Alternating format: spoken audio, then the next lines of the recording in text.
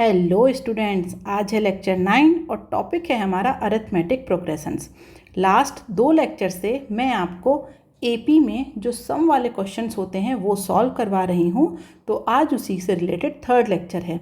अगर आप previous lectures देखना चाहते हैं तो आई बटन में लिंक है, वीडियो के एंड में भी पूरी प्लेलिस्ट है, वहाँ से आप देख सकते हैं। और अगर आपने लेक्चर नहीं भी देखे हैं तो भी कोई बात नहीं है, यहाँ पर क्वेश्चन नंबर 1 से भी आपको सारी चीज़ें समझ में आएगी। तो चलिए स्टार्ट करते हैं। Question number 1, the sum of first n terms of an AP इज़ 5n² + 3n। ठीक है, तो यहाँ पर ये कंडीशन गिवन है कि जो हमारी एक AP है जो कि क्या होती है A1, A2, A3, A4 और कहाँ तक है ये AN तक। तो ये आपको एक AP गिवन है। ठीक है, तो इस AP में जो सम ऑफ n टर्म्स हैं वो है हमारे पास Sn और ये गिवन है आपको 5n² + 3n। ठीक है, तो यहाँ पर हम एक बार फिर से Sn का फॉर्मूला देख लेते हैं। ये होता है n/2 2a + n-1 × d। इसी को हम लिखते हैं n/2 a + l। यहाँ पर ये जो l है ये होता है हमारा लास्ट टर्म। ठीक है, तो ये हमारा फॉर्मूला है। अब क्वेश्चन में आपको कहा गया है कि अगर इसका एक mth टर्म है जिसकी वैल्यू कितनी है 168, दैट मीन्स आपको दिया गया है कि am = 168। तो यहाँ पर आपको वैल्यू फाइंड आउट करनी है m की। ठीक है, तो m की वैल्यू फाइंड आउट करने के लिए हम क्या करेंगे, तो उसके लिए am को ओपन करिए।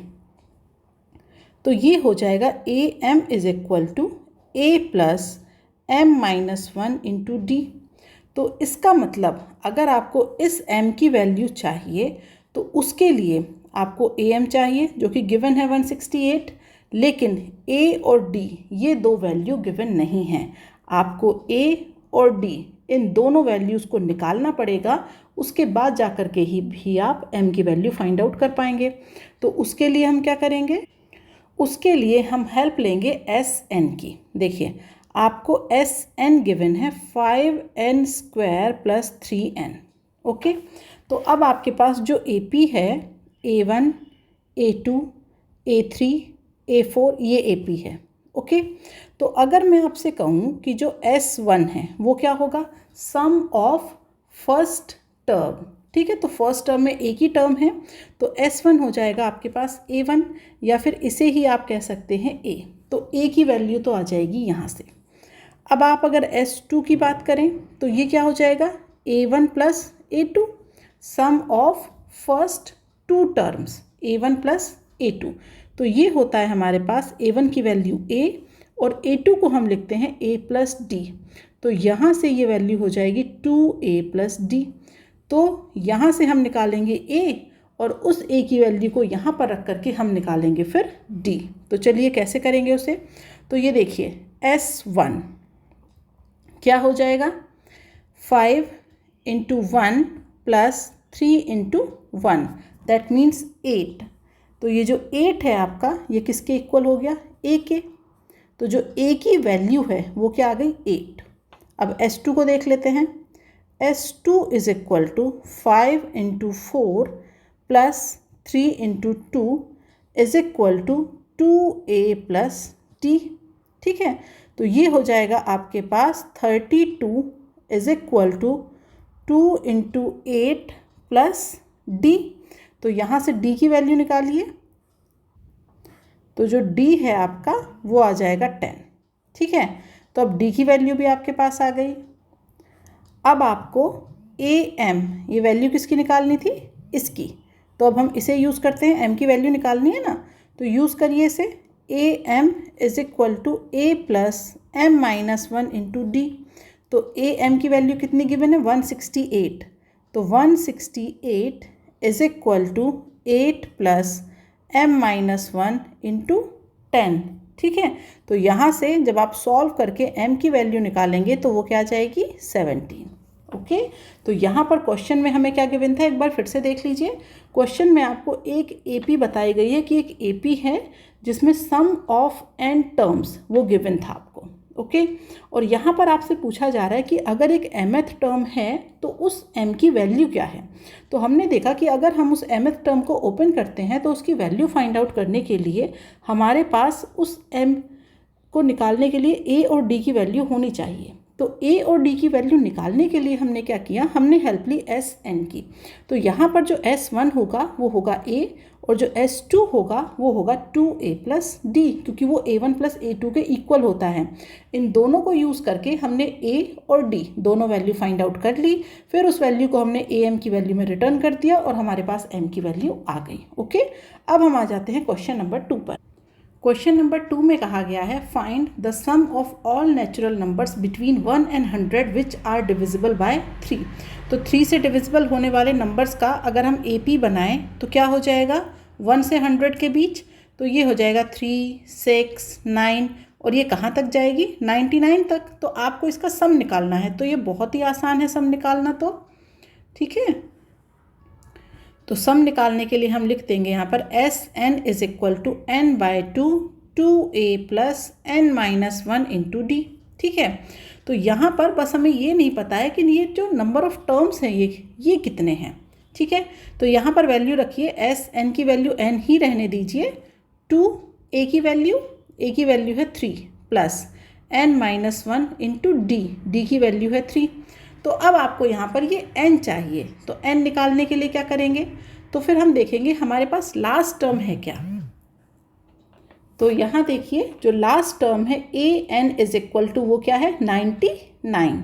तो ये हो जाएगा an = a + n-1 × d। तो रख दीजिए यहाँ पर 99 = 3 + n-1 × 3। तो यहाँ से जो n है आपका वो निकल जाएगा 33। अब इस n की वैल्यू को उठा करके यहाँ पर पुट कर दीजिए और Sn की वैल्यू आपको मिल जाएगी 33/2, 2 × 3 दैट मीन्स 6 + 32 × 3। तो यहाँ से जो Sn है वो आ जाएगा 1683। ओके, तो ये हो जाएगा आपका आंसर। अब हम आ जाते हैं अगले क्वेश्चन पे। Find the sum of first and odd natural numbers. तो अगर आप ऑड नेचुरल नंबर्स को लिखें तो उनकी AP क्या होगी, वो AP स्टार्ट होगी आपकी 1 से, 1, 3, 5, 7। ठीक है। और कहाँ तक जाना है आपको, n तक जाना है। अब आपको लास्ट टर्म नहीं पता है, आपको n तक जाना है। तो अगर आपको इनका सम निकालने के लिए बोला जाए तो आप क्या लिखेंगे, Sn, n हमें नहीं पता, ये हो जाएगा n/2, 2 × a की वैल्यू 1 प्लस यहाँ पर क्या लिखेंगे n-1, d की वैल्यू 2। ठीक है। तो ये हो जाएगा Sn = n/2, 2 + 2n-2। तो ये हो जाएगा Sn = n/2 × 2n। तो Sn = n²। ओके। तो अगर आपसे कहा जाए कि सम ऑफ फर्स्ट 1 ऑड टर्म, तो वो क्या होगा S1 कितना हो जाएगा 1। अब आपसे कहा जाए S2, तो 2 कितना हो जाएगा 4। देख भी सकते हैं आप, दो नंबर्स कितने हो जाएंगे 1, 3। S3 आपसे कहा जाए तो कितना हो जाएगा 9। क्यों, क्योंकि 1 + 3 + 5 कितना होता है 9। तो इसका मतलब जो आपके फर्स्ट n जो ऑड टर्म्स हैं उनका जो सम होगा वो होगा आपके पास n²। अब हम आ जाते हैं क्वेश्चन नंबर 4 पर। यहाँ पर कहा गया है कि आपको सम निकालना है all integers between 1 and 500 which are multiples of 2 as well as 5। तो एक लेक्चर में लेक्चर नंबर 6 में मैंने इसी तरीके का क्वेश्चन आपको बताया था कि जो मल्टीपल्स हैं 2 and 5 के, तो उसके लिए हम क्या करते हैं, सबसे पहले हम 2 के मल्टीपल्स लिखेंगे।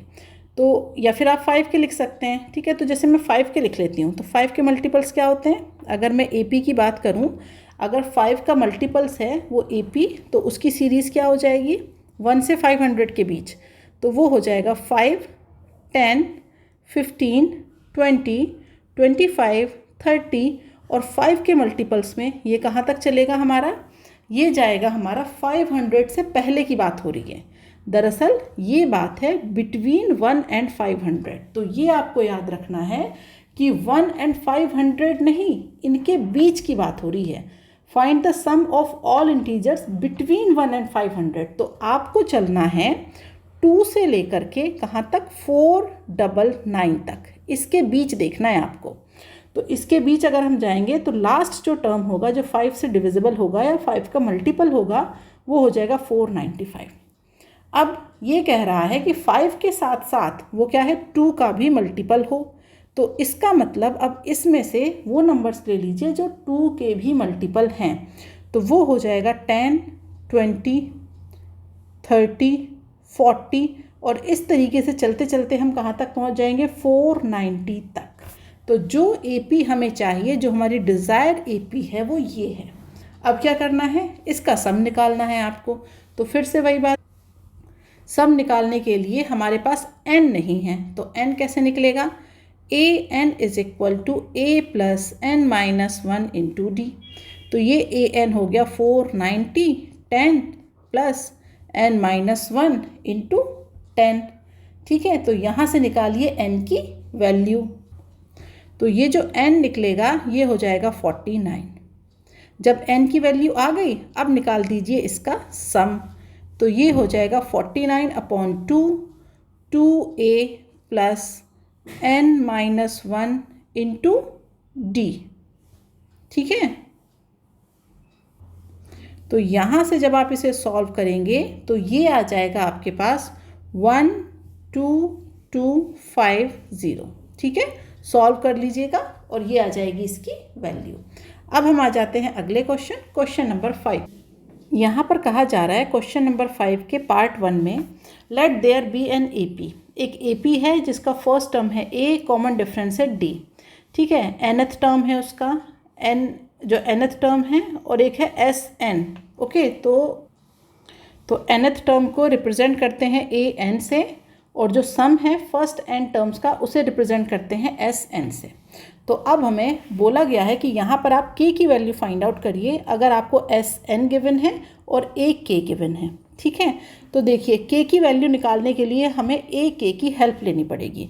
तो जैसे हम AN लिखते हैं ना, ऐसे ही एक k लिखिए। तो एक k हो जाएगा a plus k minus 1 into D.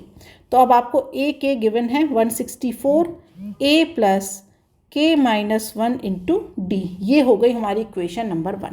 अब इस इक्वेशन नंबर 1 में जो k है वो क्या है, अननोन, ये हमें फाइंड आउट करना है। लेकिन इसे फाइंड आउट करने के लिए हमें इस a और d इन दोनों वैल्यूज़ की ज़रूरत है। तो अब उसके लिए हम क्या करेंगे, तो यहाँ पर देखिए हमें गिवन है SN is equal to 3n² plus 5n। तो ऑलरेडी हम क्वेश्चन में देख चुके हैं कि जो S1 है वो क्या होता है हमारे पास, A1, और जिसे हम कहते हैं A। तो ये कितना हो जाएगा हमारे पास, 3 प्लस 5 दैट मीन्स 8। अब हम बात करते हैं S2 की। तो S2 हमारे पास क्या होता है, A1 प्लस A2, जिसे हम लिखते हैं 2a प्लस D। ठीक है, और ये हमारे पास क्या हो जाएगा, 3 इंटू 4 प्लस 5 इंटू 2। ठीक है, तो ये हो जाएगा हमारे पास 22। That means 22 is equal to 2a plus d। तो यहाँ पर लिख दीजिए 22 is equal to 2 into 8 plus 6 plus d। ठीक है, तो यहाँ से जब आप d की वैल्यू निकालेंगे तो ये वैल्यू आ जाएगी 6। ओके, तो अब हमें d की वैल्यू मिल गई 6 और जो हमारा a है उसकी वैल्यू मिल गई 8। तो अब पुट कर दीजिए इन दोनों वैल्यूज़ को इक्वेशन 1 में। तो जब हम इन्हें पुट करेंगे तो ये हो जाएगा 164 is equal to 8 plus k minus 1 into 6। तो ये हो जाएगा हमारे पास k minus 1 into 6 is equal to 156। ठीक है, यहाँ से जो k माइनस 1 है वो हो जाएगा 26। तो इसका मतलब जो k है वो वैल्यू आ जाएगी आपके पास 27। ओके, तो यही वैल्यू हमें फाइंड आउट करनी थी जो हमने यहाँ पर फाइंड आउट कर ली। अब हम आ जाते हैं अगले क्वेश्चन, इसी का पार्ट है। यहाँ पर आपको क्या गिवन है, यहाँ पर वही टर्म्स गिवन है जैसे नॉर्मली कहा गया था कि एक AP है, first term A, common difference T, AN और SN। ओके, तो अब यहाँ पर जो कंडीशन है उसे देखते हैं। आपको क्या करना है, आपको यहाँ पर फाइंड आउट करना है S22, लेकिन आपको गिवन क्या है, आपको D की वैल्यू गिवन है जो कि है 22 और A22 गिवन है जो कि है 149। अब अगर हम S22 की बात करें तो पहले इसे लिख लीजिए, S22 is equal to n/2। तो n/2 का मतलब हो गया 22/2 2a plus n-1, that means 21 multiply by d।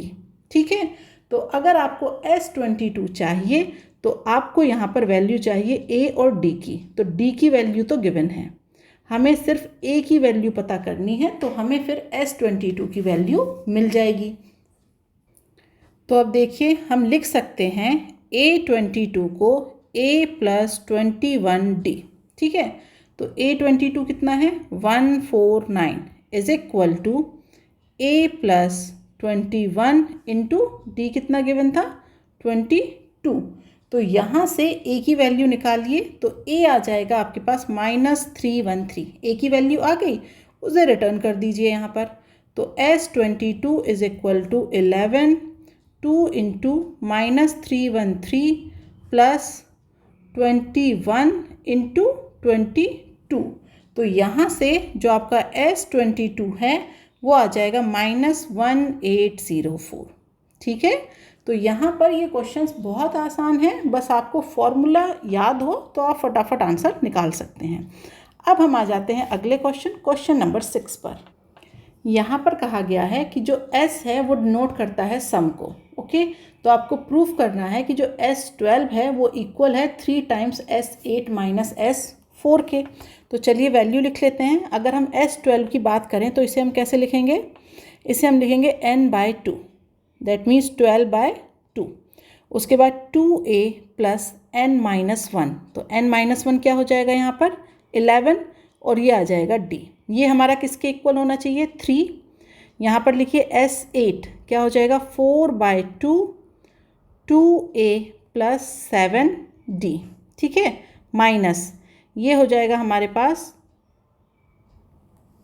Sorry ये होगा 8/2। ठीक है, पहले S8 है 8/2 और ये हो जाएगा 4/2 2a प्लस ये हो जाएगा n-1, दैट मीन्स 3d।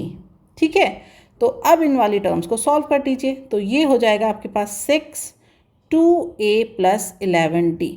तो मतलब ये जो हमारा LHS है इसकी जो वैल्यू है वो कितनी है, अगर आप ब्रैकेट ओपन कर दें तो ये हो जाएगा 12a प्लस 66d। तो हमारा RHS भी इतना ही आना चाहिए। तो चलिए इसे सॉल्व कर लेते हैं। ये हो जाएगा 3, ये है आपके पास 4 2a plus 7d minus 2 2a plus 3d। ठीक है, ब्रैकेट ओपन करिए तो ये हो जाएगा 3 8a plus 28d minus 4a minus 6d। Arrange कर लीजिए इसे, तो ये हो जाएगा 3 4a और ये हो जाएगा आपके पास 22d। ठीक है, ओपन करिए ब्रैकेट, तो ये हो जाएगा 12a प्लस 66d। तो ये हो गया हमारे पास RHS। तो ये जो LHS और RHS दोनों हमारे क्या हैं इक्वल। तो अगर ये इक्वल है तो क्वेश्चन में जो कंडीशन कही गई थी वो हमारी क्या है प्रूफ हो रही है। ओके, अब हम आते हैं अगले क्वेश्चन नंबर 7। अब यहाँ पर क्वेश्चन नंबर 7 में आपको क्या गिवन है, AP डायरेक्टली गिवन नहीं है, आपको AP बनानी पड़ेगी क्वेश्चन को पढ़ के। तो चलिए क्वेश्चन देख लेते हैं। क्वेश्चन में क्या गिवन है, a thief after committing a theft runs at a uniform speed of 50 metre per minute. मतलब एक चोर है, चोरी करने के बाद एक uniform speed 50 metre per minute से वो दौड़ रहा है। अब जब उसने चोरी कर ली उसके बाद आफ्टर 2 मिनट्स, 2 मिनट के बाद अब policeman runs to catch him. तो पुलिसमैन दौड़ता है उसको पकड़ने के लिए। अब जो पुलिसमैन है अगर उसे उस चोर को पकड़ना है तो उसे अपनी स्पीड ज़्यादा रखनी पड़ेगी चोर के कंपैरिजन में। तो जो पुलिसमैन है वो हमारा 60 मीटर दौड़ता है फर्स्ट मिनट में, ठीक है। इसके बाद वो अपनी स्पीड को बढ़ा लेता है 5 मीटर पर मिनट। हर 1 मिनट बीतने के बाद वो अपनी स्पीड को 5 मीटर पर मिनट को बढ़ाता है। तो इसके बाद वो उस चोर को कब पकड़ पाएगा? तो चलिए इसके लिए जो हम AP बनाते हैं दोनों, जैसे मैंने AP, अब ये AP किसके लिए लिखते हैं हम? पहले हम लिखते हैं चोर के लिए, ठीक है। चोर के लिए हालांकि बनेगी नहीं, वो बनेगी हमारी सिर्फ पुलिस के लिए। और कैसे, देख लीजिए यहाँ पर। तो अगर हम बात करते हैं उस चोर की, तो वो हमारा एक यूनिफॉर्म स्पीड से दौड़ रहा है, ठीक है। तो इसके लिए कोई AP नहीं बनेगी, तो मैं ये AP भी ना यहाँ लिख देती हूँ ताकि कन्फ्यूज़न ना हो। AP बनेगी पुलिसमैन के लिए। तो जो थीप है आपका, अगर मैं यहाँ पर मिनट्स में डिवाइड करूँ इन चीज़ों को, तो जैसे ही उसने चोरी की, तो चोरी करते ही ये मतलब स्टार्टिंग है 0, तो यहाँ पर जैसे ही फर्स्ट मिनट हुआ, सेकंड मिनट, 3 मिनट, 4 मिनट, 5, 6, 7, 8, कितने भी मिनट बीतते रहें, लेकिन वो एक यूनिफॉर्म स्पीड जो कि क्या है 50 metre per minute, 50 metre per minute, इस स्पीड से दौड़ रहा है। लेकिन अब अगर हम बात करें पुलिसमैन की, तो जो पुलिसमैन है उसने क्या किया, स्टार्टिंग में, मतलब शुरू में, तो जब चोरी हुई तो शुरू के 2 मिनट तक तो वो नहीं दौड़ा, इसमें लिखा है आफ्टर 2 मिनट्स, ओके। तो यहाँ पर अगर हम शुरू में बात करें तो जो पुलिसमैन है उसकी जो स्पीड है वो कितनी है, 0। इसके बाद जब 2 मिनट बीत गए तो फिर उसने कौन सी स्पीड पकड़ी, उसने पकड़ा यहाँ से 60 मीटर पर मिनट, ठीक है। इस स्पीड से उसने दौड़ना शुरू किया। लेकिन जैसे ही 1 मिनट कंप्लीट हुआ, उसके बाद उसकी स्पीड कितनी हो गई, 65, फिर 70, फिर 75, उसके बाद 80, 85, उसके बाद 90, और इसी तरीके से चलते रहेंगे। कब तक? जब तक कि वो उस चोर को पकड़ ना ले। तो ये प्रोसेस कब तक चलेगी, T मिनट तक, ठीक है। तो T मिनट तक जो पुलिसमैन है वो उस चोर के पीछे भागता रहा उसे पकड़ने के लिए और अपनी स्पीड को इंक्रीज करता रहा। तो ये जो AP है हमारी, वो हमारी ये फॉर्म होगी कि जो 60 है वहाँ से शुरुआत हुई। शुरुआत हम 0 से नहीं लेंगे। क्यों नहीं लेंगे AP में? क्योंकि 0, 0 ये जो 2 टर्म हैं, इसके बाद इसमें मतलब जो D है वो ऐड नहीं हुआ इस 0 में कुछ, ठीक है। तो यहाँ पर ये सीरीज़ में नहीं आएगा। सीरीज़ की शुरुआत कहाँ से होगी, 60 से, ठीक है। क्योंकि अगर आप 0 से 60 जाएंगे, देखें तो D कितना है, 60, लेकिन 60 से 65 आएंगे तो D कितना है फिर 5। तो यहाँ पर इसीलिए शुरुआत इस 60 से ही होगी। अब देखिए, अब हम ये मानते हैं कि जो पुलिस है उसे T मिनट्स लगेंगे चोर को पकड़ने में। तो हम यहाँ पर लिखेंगे let police takes T minute to catch the thief, ठीक है। तो जो पुलिस वाला है उसे T मिनट्स का टाइम लग रहा है उस थीप को पकड़ने में। तो इसका मतलब वो जो थीप है वो तो हमारा T मिनट तक भागता ही रहेगा। वो स्टार्टिंग से भाग रहा है और कहाँ तक भागेगा, T मिनट तक भागेगा। तो जो हमारा थीप है वो हमारा T मिनट तक भागता रहेगा और इस दौड़ में वो कितनी दूरी कवर करेगा वो हम देखेंगे। तो यहाँ पर हम लिख सकते हैं डिस्टेंस कवर्ड बाय थीप, ठीक है। तो थीप कितनी डिस्टेंस कवर करेगा, T मिनट तक वो दौड़ेगा जब तक पुलिस उसे पकड़ नहीं लेगी। और किस स्पीड से दौड़ रहा है, 50 की स्पीड से दौड़ रहा है। अब जो हमारा पुलिसमैन है वो कितना दौड़ेगा, तो जो हमारा पुलिसमैन है वो चोर को पकड़ने के लिए T-2 मिनट दौड़ेगा, ठीक है। Police run T-2 minute to catch the thief.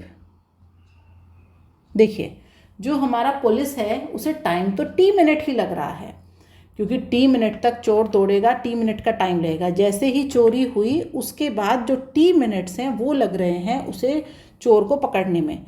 लेकिन जब वो चोर के पीछे दौड़ना शुरू किया उसमें उसने कितना टाइम टेक किया, तो उसने T-2 मिनट। क्यों? क्योंकि इन 2 मिनट तो वो दौड़ा ही नहीं। तो इसीलिए जो हम AP बनाएंगे वो हम T टर्म्स के लिए ना बना करके T-2 टर्म्स के लिए बनाएंगे। ओके, तो अब हम यहाँ पर लिखेंगे 50T इज इक्वल टू, अब पुलिसमैन के लिए बनाइए तो पुलिसमैन के लिए क्या हो जाएगा N/2।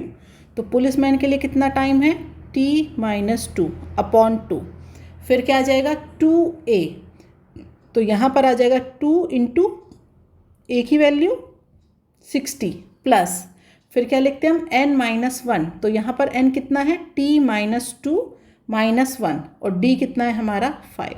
तो पुलिसमैन के लिए हमारा ये डिस्टेंस होगी जो वो कवर करेगा और उस डिस्टेंस को हमने रिप्रेजेंट किया है यहाँ पर इस AP के फॉर्म में। तो चलिए अब इसे सॉल्व कर लीजिए। तो ये हो जाएगा आपके पास 50T इज इक्वल टू, इसे 100 कर दीजिए, इसे 100 लिख देती हूँ मैं सीधे, तो 100T is equal to T-2 और ये हो जाएगा हमारे पास 120 प्लस T-3 इंटू 5। तो इसे आप लिख सकते हैं 100T is equal to T-2, उसके बाद यहाँ से 5 और कॉमन ले लीजिए, 5 कॉमन लेंगे तो ये हो जाएगा 24 प्लस T-3। अब इसे 5 से डिवाइड कर देंगे, then 20T is equal to T-2 और ये हो जाएगा T+21। ठीक है, ब्रैकेट्स ओपन करिए, इक्वेशन बनाइए, तो ये बनेगी T² minus T minus 42 is equal to 0। तो यहाँ से जो पॉजिटिव वैल्यू आएगी वो आ जाएगी T इज इक्वल टू 7। तो T की वैल्यू तो आ गई 7। अब क्वेश्चन में क्या पूछा है, after how many minutes the policeman will catch the thief. इसका मतलब policeman catch the thief after T-2, that means 5 minute. ठीक है, तो 5 मिनट के बाद पुलिस वाले ने उस चोर को पकड़ लिया। तो कैसे किया था एक बार फिर से देख लीजिए। क्वेश्चन में हमने क्या किया है कि हमें ये गिवन है कि एक चोर है जिसने चोरी की, चोरी करने के बाद वो हमारा जो चोर है वो 50 मीटर पर मिनट की स्पीड से दौड़ना उसने शुरू कर दिया, लेकिन जो पुलिसमैन है वो 2 मिनट तक वो नहीं दौड़ा। 2 मिनट के बाद जब उसने दौड़ना शुरू किया तो उसकी स्टार्टिंग स्पीड थी 60 मीटर पर मिनट। ओके, उसके बाद हर 5 मिनट्स के बाद वो हर 1 मिनट के बाद वो अपनी स्पीड को 5 मीटर से इंक्रीज़ करता गया। तो अब हमें ये बताना है कि कितनी देर के बाद, मतलब चोरी होने के कितनी देर के बाद पुलिसमैन ने चोर को पकड़ा। तो उसके लिए ये मैंने यहाँ पर डायग्राम के थ्रू आपको बताया था, लाइन ड्रॉ करके, कि किस तरीके से जो चोर है हमारा वो स्टार्टिंग से एकदम 0 मिनट के बाद उसने स्पीड पकड़ ली थी 50 मीटर पर मिनट की, लेकिन जो पुलिसमैन है वो 2 मिनट तक आइडियल वहीं खड़ा हुआ था। 2 मिनट के बाद, यहाँ पर 2 मिनट के बाद उसने फिर 60 मीटर पर मिनट की स्पीड से दौड़ना शुरू किया और हर 1 मिनट के बाद अपनी जो स्पीड है उस स्पीड को वो इंक्रीज़ करता रहा 5 मीटर से। ओके, तो अगर हम ये माने कि जो पुलिसमैन है उसे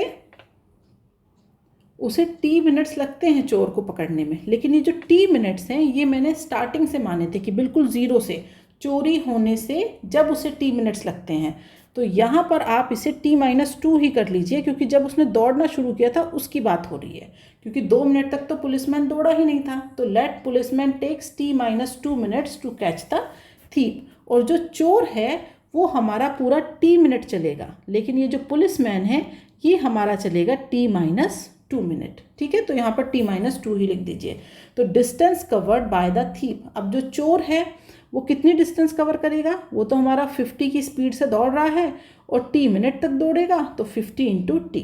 लेकिन जो पुलिसमैन है वो 2 मिनट बाद दौड़ना शुरू किया था, तो वहाँ से पूछा जा रहा है उसका कि after how many minutes the policeman will catch the thief. जब उसने दौड़ना शुरू किया ना तो उसकी बात हो रही है। ओके, तो जो पुलिसमैन है उसे T-2 मिनट्स लग रहे हैं चोर को पकड़ने में। तो अब हमने यहाँ पर सीरीज़ बना ली। तो जब हम सीरीज़ बनाएंगे तो उसमें ये जो 50T है ये किसके इक्वल होगा, ये होगा हमारा n/2। तो यहाँ पर जो पुलिसमैन है उसके लिए n कितना है, उसका n है t-2, ठीक है, क्योंकि हमें ये 0 0 वहाँ से सब्ट्रैक्ट करने पड़ेंगे। तो t-2 into 2a plus n-1 into d। तो यहाँ से जब हमने सॉल्व किया और पॉजिटिव वैल्यू ली तो हमें मिल गया t = 7 मिनट। तो ये तो 7 मिनट चोर को दौड़ते हुए हैं, लेकिन पुलिसमैन कितनी देर में कैच करेगा उसे, आफ्टर 5 मिनट्स। क्वेश्चन नंबर 8 में हमें गिवन है the sums of first and terms of 3 APs। 3 AP हैं हमारे पास अलग अलग, तो उन तीनों AP के जो S1, S2 एंड S3 हैं वो हमें गिवन है। मतलब हमारे पास एक है AP1, एक AP की बात नहीं हो रही, ये अलग अलग 3 AP हैं हमारे पास, ठीक है। तो ये हो गया AP1, AP2, AP3। जो ये AP1 है इसमें हमें गिवन है कि इसका एक S1 मतलब इसके एक टर्म जो फर्स्ट टर्म है उसका सम। AP2 में हमें फर्स्ट और सेकंड 2 टर्म का सम गिवन है, और AP3 में हमें गिवन है S3 3 टर्म्स का सम। अब ये जो AP1 है इसकी अगर हम बात करें, the first term of each is, मतलब हर एक AP का अगर A की हम बात करें, हर एक AP के A की, तो वो है हमारे पास 5। उसके बाद अगर हम इसके D की बात करें तो इसके लिए D है 2, इसके लिए D है 4 और इसके लिए जो D है वो है 6। तो इसे हम D1, D2, D3 लिख देते हैं क्योंकि तीनों AP की बात हो रही है।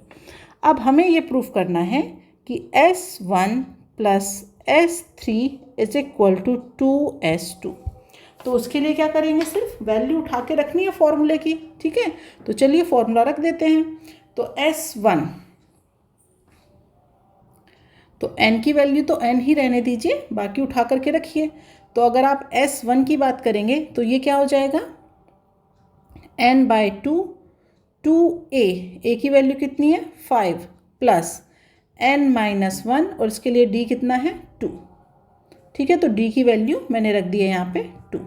ओके, इसे प्लस करिए, प्लस करेंगे जब तो फिर क्या है S3, तो इसमें भी क्या करेंगे n/2 2 into a plus n-1 into 6।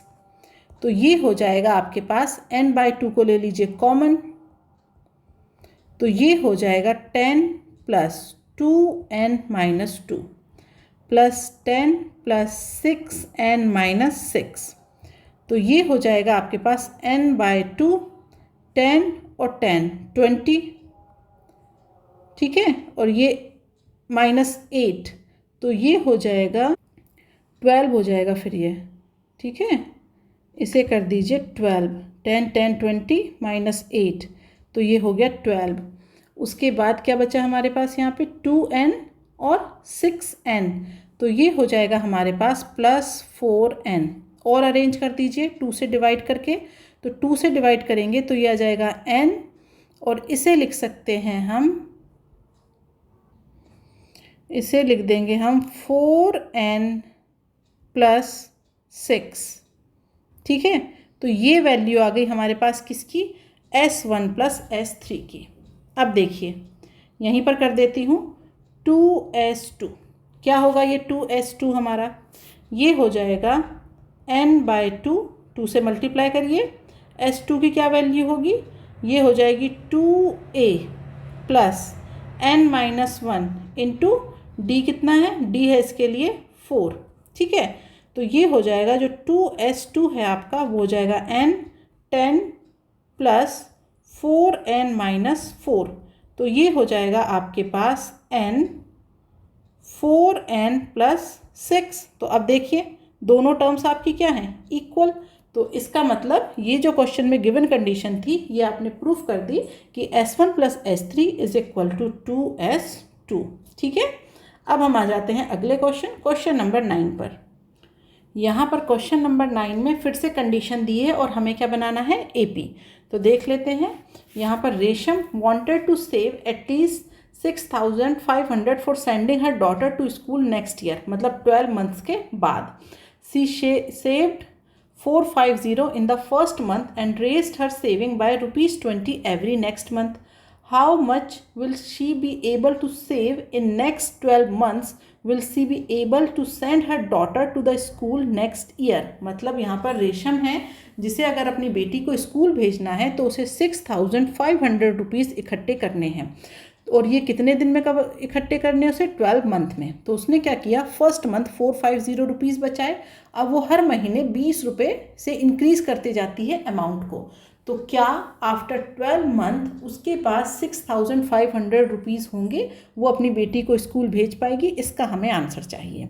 तो जो AP है वो हमारी क्या बनेगी, जो फर्स्ट मंथ है उसने 450 रुपीज़ बचाए, अगले महीने 470, उसके बाद 490। क्यों? क्योंकि 20 रुपीज़ वो ज़्यादा करते जाती है। और ये कब तक चलेगा? ये चलेगा हमारा 12 तक, मतलब n की वैल्यू जब तक 12 होगी तब तक चलेगा। क्योंकि उसने क्वेश्चन में गिवन है आफ्टर 12 मंथ्स, मतलब 12 बार ये होगा, मतलब अब आगे ये वैल्यू बढ़ती जाएगी। ठीक है, तो यहाँ पर अब हमें ये बताना है कि अगर आपके पास AP ये है तो इसका सम क्या होगा। तो सम क्या हो जाएगा, S12 is equal to n/2, that means 6, 2A, that means 2 into 450 plus 11 into D की वैल्यू है 20। तो सॉल्व करिए तो S12 is equal to 6, 900 plus 220। तो ये हो जाएगा हमारे पास S12 is equal to 6,720 rupees. Okay, अब क्या पूछा गया था, कितने पैसे चाहिए थे उसे? 6,500। So will she able to send her daughter to the school? Yes, तो आपका आंसर होगा yes, she will able to send her daughter to the school. अब हम आ जाते हैं आज के लास्ट क्वेश्चन। यहाँ पर क्वेश्चन में कहा गया है एक स्कूल है जिसमें जो स्टूडेंट्स हैं वो डिसाइड करते हैं कि वो क्या करेंगे, ट्रीज़ को प्लांट करेंगे स्कूल के चारों तरफ। अब यहाँ पर जो ट्रीज़ हैं वो किस तरीके से लगाए जाएंगे उस पर आपकी AP बनेगी। ओके, तो यहाँ पर कहा गया है it was decided that the number of trees that each section of each class will plant will be double of the class in which they are studying. मतलब अगर क्लास 1 में पढ़ रहे हैं तो कितने पेड़ लगेंगे वहाँ पर क्लास 1 की तरफ से? 2। अगर क्लास 2 में पढ़ रहे हैं तो 4। अगर क्लास 12 में पढ़ रहे हैं तो कितने प्लांट लगेंगे वहाँ पर? 24। If there are 1 to 12 classes in the school and each class have 2 sections, how many trees were plant by the students. ठीक है, तो अब यहाँ पर ये नहीं बैठ के करना है कि जैसे क्लास 1 में है तो चलिए वो 2 लगाएंगे। क्लास 2 में पढ़ने वाले यहाँ पर करते हैं क्लास और ये करते हैं हम प्लांट। ठीक है, तो यहाँ पर बस हमें AP बनाना है। हर एक क्लास के अगर ऐसे पूरा पेड़ निकालने बैठेंगे कितने ट्री लगेंगे तो बहुत टाइम लगेगा। तो इन जनरल हमें दिमाग में रखना है कि देखिए जो क्लासेस हैं वो क्या है, 1 2 3 4 5। ठीक है, इस तरीके से क्लास 12 तक हैं। अगर क्लास 1 के बच्चे हैं तो वो कितने प्लांट लगाएंगे? 2। क्लास 2 के बच्चे 4, क्लास 3 के बच्चे 6, ये 8, ये 10 और ये लगाएंगे 24। ठीक है, तो हमें यहाँ पर मल्टीप्लाई वगैरह कुछ नहीं करना, सिर्फ इस तरीके से लिखना है। अब एक कंडीशन और गिवन है कि हर एक क्लास के कितने सेक्शन हैं? 2। तो इसका मतलब ये जो क्लास 1 है ये अकेले नहीं है, एक और क्लास 1 है। तो इसका मतलब ये जो 2 प्लांट लग रहे थे ये 2 और लगेंगे। ये जो 4 थे ये क्या हैं, ये अब 4 और लगेंगे। ये जो 6 थे ये और 6 लगेंगे। तो इसका मतलब ये हुआ कि इस पूरी ये जो पूरा सीक्वेंस है इसमें क्या किया हमने, इसमें कर दिया मल्टीप्लाई बाय 2। क्यों? क्योंकि यहाँ पर सेक्शन 2 हैं। अगर क्वेश्चन में ये कहा जाता कि 3 सेक्शन है तो क्या करते, हम मल्टीप्लाई कर देते वहाँ पर 3 से। कहा जाता 4 सेक्शन है तो मल्टीप्लाई कर देते 4 से, जितने भी सेक्शन होते। अगर ये कहा जाए कोई सेक्शन नहीं है, सेक्शन की कोई बात ही नहीं की जाए, यहाँ पर सिर्फ ये कहा जाता there are 1 to 12 classes in the school. ठीक है, and each class has no section, ये मेंशन कर देता या फिर सेक्शन की बात नहीं करता तो हम सिंपली इसे ले लेते, ये जो कंडीशन है। लेकिन यहाँ पर 2 सेक्शन हैं तो इसीलिए हम क्या करेंगे, मल्टीप्लाई बाय 2। ठीक है, तो यहाँ पर 2 से होगा मल्टीप्लाई। तो अब जो AP है वो क्या बन जाएगी, 2, और यहाँ कर दीजिए 2 4 6 8 10, क्योंकि हमें ट्री की बात करनी है। ठीक है, क्लासेस की नहीं। और ये गया था 24 तक। तो यहाँ पर आप डायरेक्टली इसका निकाल दीजिए सम, या फिर एक काम करिए 2 को और कॉमन ले लीजिए। तो 2 into 2 क्या हो जाएगा, 1 2 3 4 5 और कहाँ तक जाएगा ये 12 तक। तो आप चाहें तो यहाँ से सम निकालिए या यहाँ से निकालिए, एक ही बात है। तो ये हो गया 4। अब देखिए यहाँ पर जब इसका सम करेंगे, तो जब इसका सम करेंगे तो क्या होगा n/2। तो n/2 का मतलब क्या हो जाएगा 12/2 प्लस नहीं n/2। उसके बाद अंदर ब्रैकेट में क्या आएगा 2a, 2 into a plus n-1 that means 11 into d। ठीक है, तो ये हो जाएगा 4 इंटू 6 और ये आ जाएगा आपके पास 2 + 11। ओके, तो ये हो जाएगा 24 इंटू 13 दैट मीन्स 312। इतने ट्रीज लगेंगे। ठीक है, स्कूल में इतने ट्रीज लगेंगे। आप चाहें तो इससे भी कर सकते थे, मैं यहाँ पर लिख देती हूँ। अगर आपको इससे करना था तो ये आ जाएगा 2 और यहाँ पर क्या हो जाएगा, ये आपके पास ये हो जाएगा वही n/2, तो ये हो जाएगा 6।